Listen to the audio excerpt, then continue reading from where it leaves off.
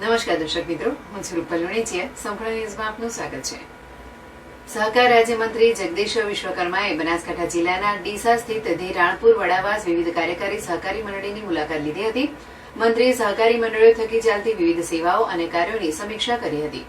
સહકારી મંડળીઓ દ્વારા આપવામાં આવતું ધિરાણ, કિસાન સમૃદ્ધિ કેન્દ્રો, ગ્રેડિંગ સિસ્ટમ, ગોડાઉનની યોજનાઓ વગેરે મંડળી દ્વારા થતા વિવિધ કાર્યોની સમીક્ષા કરી હતી.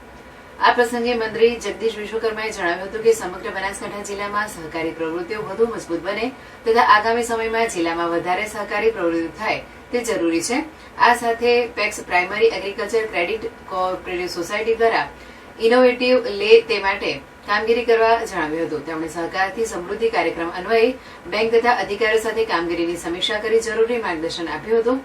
મંત્રીએ સેવા સહકાર મંડળીઓ માટે ભારત સરકારના નવા ઇનોવેટિવ ચાલે છે તેમજ મંડળીઓ દ્વારા કાર્યવાહકોને નવા ઇનોવેટિવ લેવા માટે પ્રોત્સાહિત કરી માર્ગદર્શન આપ્યું હતું. મંત્રીએ ઉપસ્થિત તમામને જણાવ્યું હતું કે ખેડૂતો વધુમાં વધુ પ્રાકૃતિક ખેતીને અપનાવે તે દિશામાં સૌ કોઈએ કામ કરવું જોઈએ. ખેડૂતોને પ્રાકૃતિક ખેતી કરવા માટે પ્રોત્સાહિત કરવા જોઈએ.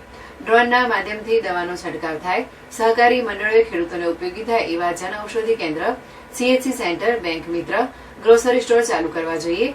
જીવન જરૂરી ચીજવસ્તુઓ સ્ટોરમાં રાખી શકાય, જેના કારણે ખેડૂતોને ગામડામાંથી શહેરમાં જવું ન પડે અને નવીન રોજગારીનું પણ સર્જન થઈ શકે.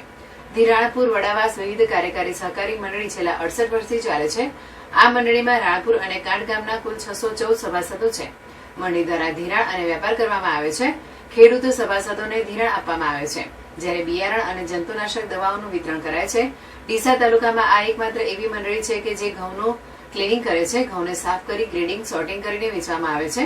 આ કાર્યક્રમમાં ડીસા પ્રાંત અધિકારી નેહા પંચાલ, જિલ્લા રજિસ્ટ્રાર ડીવી ગઢવી, પૂર્વ ધારાસભ્ય શશિકાંત પંડ્યા, ડીસા એપીએમસીના ચેરમેન ગોવાભાઈ દેસાઈ, એપીએમસી ડીસાના ડિરેક્ટર કલ્યાણભાઈ, સહકારી મંડળીના ચેરમેન ચમનજી ઠાકોર તથા કમિટીના સભ્યો અને બનાસ બેંકના કર્મચારીઓ ઉપસ્થિત રહ્યા હતા.